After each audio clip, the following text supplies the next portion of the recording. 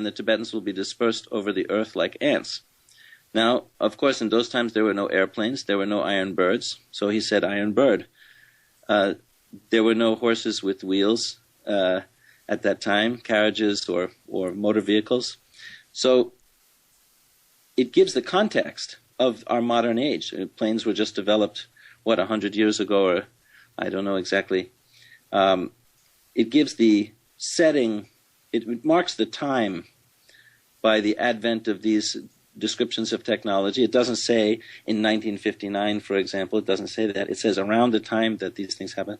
So there are many prophecies about these times, and the biggest characteristic about this time period is what you said when you announced the show, the shift.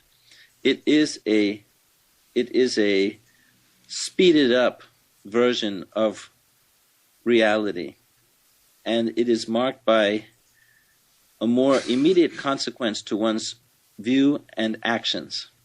So whereas before there might have been a lot of delay between one's action and the repercussion and the subsequent learning which would come from this, nowadays, if you do something with a certain intention, the reaction is almost immediate. There's no escape. And this is very good because it's kind of like a kid who starts to pick up a knife. He's too young to pick up a knife, and you slap him.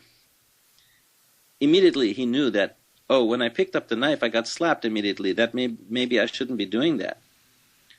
Or when one does something that looks to be good for oneself, maybe eating too much ice cream or something, tastes good. There's a kind of fast reaction. Well, that's a bad example. That builds up slowly.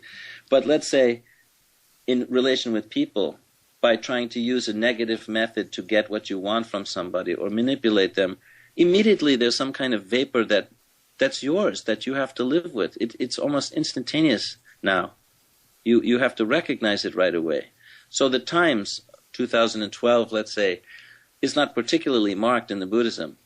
But the shift of energy is very much a part of the sign of the times and has its opportunity and risk, let's say, opportunity and risk, but both embedded in there at the same time.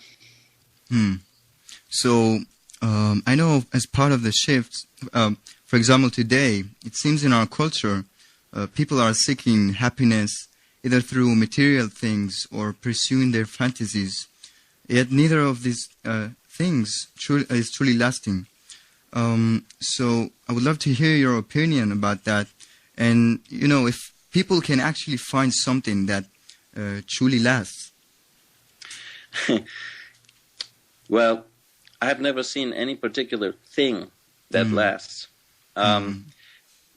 Change is the only thing that I have understood to be constant. And even change is because of a relative framework. Things in juxtaposition to each other change their juxtaposition. A person dies, their body decays, it becomes some other form, like dirt or worms or whatever. The energy cannot be destroyed, it can only be transmuted. That's a kind of scientific law. And so, in a sense, when one takes refuge in things that are impermanent, and one places hope that it will not change, several sufferings arise from that. One is that it changes. Even if it didn't change, you'd suffer because it's not changing. So you bear the suffering of it not changing. So what is the correct refuge? What can really help about that is really an understanding of flow. How you allow your mind to move with the changes. And more in particular, how to change one's ego, I would say, or relation to one's ego. Some people say that Buddhism is a way of getting rid of the ego, and I don't think I can agree with that exactly. It's there. You just have to understand its its spaciousness, its emptiness, its unity with everything. So it's not about becoming an egoist or something like this. It is about a notion of identity, what the practice of Buddhism has intensely somewhere, and I'm talking about higher vehicles of Buddhism, not necessarily in lower ones, where somehow our identity, what we choose as our identity, do we choose a small, limited, singular lifetime, singular situation where we got what we want as our identity, or a situation where we got what we didn't want as a suffering identity? One is a happiness identity, one is a suffering identity. Neither of those is particularly to do with Buddhism, really. Some people say, I want to practice Buddhism to be happy, but it is neither happiness nor suffering or sadness, or the alternation between those two, which is going to really help us. It is an understanding and a dwelling in self-recognition of all phenomena as the pure emanation of one's wisdom display that is the ultimate cure for the disease of illusion. And that is where a peace is possible, an inner peace, and as a result, an outer peace, the appearance of outer peace as well. So I think the practice of Buddhism, if done properly, will lead to an unperturbable type of knowing and relaxation. I can't say knowing because knowing means there's something known and someone knowing it. I don't mean that. Mm-hmm. But an unperturbable at easeness with all of phenomena and a great love and compassion of everything. And this is done through the path of compassion. And this is also the great destroyer of fear. So that's, I think, what I have to say about that, I guess. Well, we have, soon we are going to begin the meditation, but there is one thing that I personally really fascinates me. I know that many teaching today, they speak about what they call the rainbow body. Yes. Can you share a little bit about that state? A rainbow body is a combination of truly understanding the view I've been trying to express. The view is not really expressible in words, but if the ultimate absolute expanse of compassionate reality, wisdom expanse, is fully matured, and the practitioner has completed this path not only in his mind or in her mind, not only in speech, but also on the level of the nerves, that all phenomena has truly actually become recognized without obstruction as the luminous display of five wisdoms. At that time, the base aggregates can dissolve into their corresponding luminosities. This includes the flesh, the bone, and so there are many types of rainbow body, and I'm speaking about one where the actual body disappears and refracts or returns to its light portion. This is also a discussion of energy level, right? Mm-hmm. Because light vibration, for example, if you heat up steel, it starts to glow red and then glows white. It's because the electrons are excited, for example. So a rainbow body is a very, very, very highly realized or manifested energetic, where the practitioner would dissolve into light, essentially. And there are other versions where the body is left behind, but the practitioner's mind, the luminosity inside the practitioner, the mother and father luminosities will blend into each other, and the person's mind is freed at the moment of this recognition at what other people on the outside call death.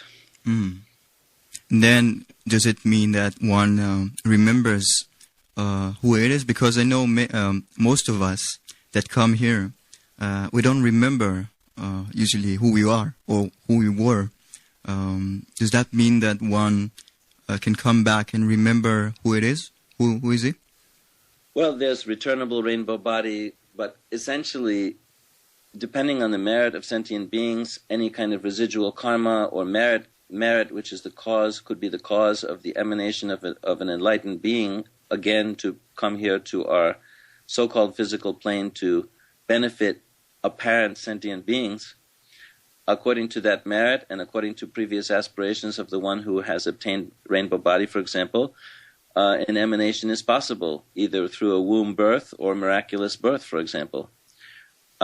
Even, for example, the phenomena always displays as a wisdom blessing of the Buddhas. It's just we don't recognize it that way. If you see a snake in the garden, who are you? It is an obscured sentient being from some point of view. It is also a perfect display of the Buddhas in another way. So it's a pure emanation. But most people, even tulkus or reincarnated lamas, they go through the process of taking birth in a human womb. And so the obscurations of the mother and father, for example, will be theirs to enjoy, theirs to have to purify and process through their own path as they become a baby. And so there is a forgetfulness.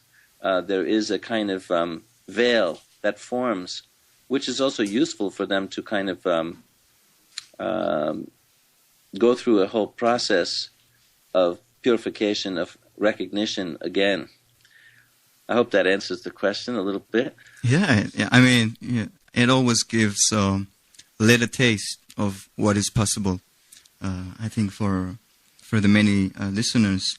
There was also one question before we begin the meditation. Some people were interested. They're interested in the alternative history of Earth. So many ask me, many speak about an alternative history, and some even say that human beings created by extraterrestrial races. So many ask me, what Buddhism, does it have any certain view on how the world was created, like the Bible say, or and what does it have to say about life outside Earth? Yes, there is a, I mean, I'm going to call it, with a certain tongue-in-cheek, means I'm joking a little, there's a kind of creation myth. There's a creation myth from many kinds of religions, right? Buddhism has its own way of talking. It's a kind of a long teaching because it goes into the nature of mind. And it starts with the type of evolutionary path of divine beings or a divine being, let's say, which is self-recognition. And within this self-recognition comes a little bit of self-play. Like if you were to look at your toes, if you get in the ocean and you lay down on your back and your toes come up in the water a little bit in front of you and you wonder whose toes they are. Of course they're your toes and you know it, but you start to play with that. You start to kind of, or undulation in the waves. The ocean recognizes that the waves are the ocean, but it starts to play with the individual waves. And this, in turn, grows and grows and eventually becomes such an intense game that the ocean forgets that all the waves are the ocean, right? One wave looks at another and sees it as a different being, right? Yeah, exactly. So beings, not just in the planet Earth, I mean, it's ridiculous to assume we're the only ones around. That's a very... I was thinking that the same today. I'm not saying that the aliens have come here or not, but you see, space is unobstructed. When we say outer space, we think of the Earth as a solid ball, and then you go into outer space where there's nothing. But even the Earth is an unobstructed space if you go on the micro level. There's no solidity you'll ever find there. Yeah. So the manifestations of mind are unobstructed, and their displays are unlimited. And so the ability for beings to have awareness through space and for images or for concepts or anything to be delivered through a system of DNA, for example, is totally possible, right? It's not, I'm not saying, I mean, you have to be a little reasonable because things come from somewhere or nowhere, right? Yeah. So if they came from somewhere, then it's somewhere else, or if it came from nowhere, then it never had to travel.